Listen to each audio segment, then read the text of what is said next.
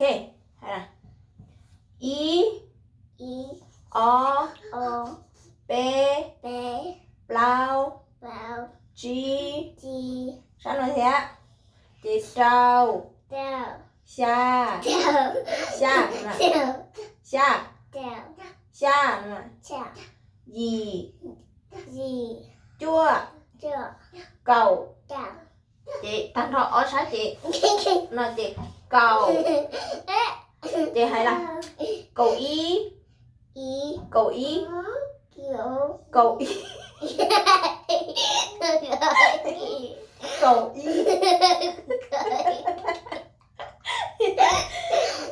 Cầu ý.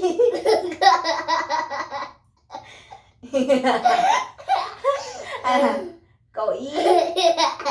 Cầu o. Cầu o. Cầu p.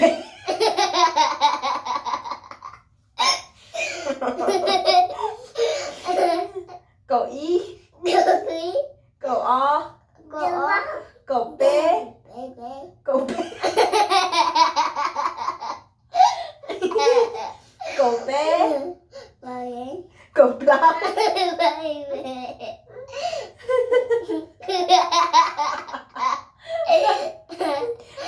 Cầu plau.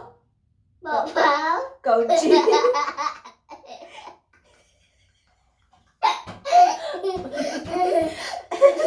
Cầu chi. Cầu trâu. Cầu xa. Cầu xa.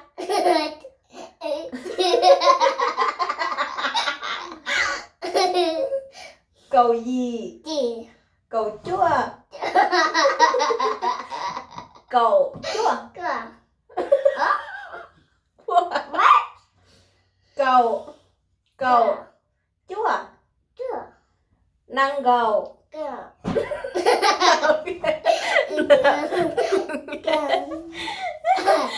Tôi nhớ số lấy. Lô một plata đấy à.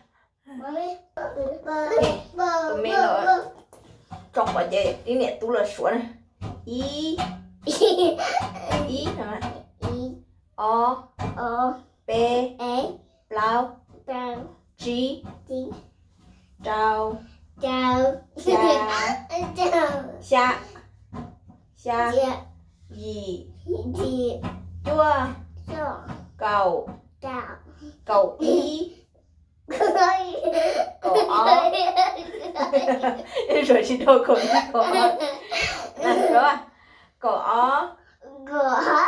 Cầu bé. Hay đúng không? Hay đúng không? Hay đúng không? Chết căng. Cầu bé. Cầu plau.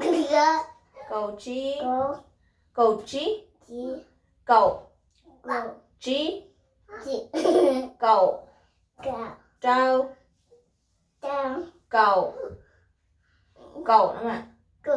Xa đúng không ạ? Cầu gì. Cầu chua. Năng gạo. Ok. Của tụi anh mà cưng thịt tiền. Ai ua là ai hay mà. Ai hay rồi mà. Mà mình tất khe tài đấy.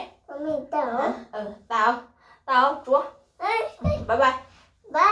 Nhớ xong hay rong tụi nó nhớ xong. Nhớ xong. Xin chỉ đua. Xí G đua. Ok, bye.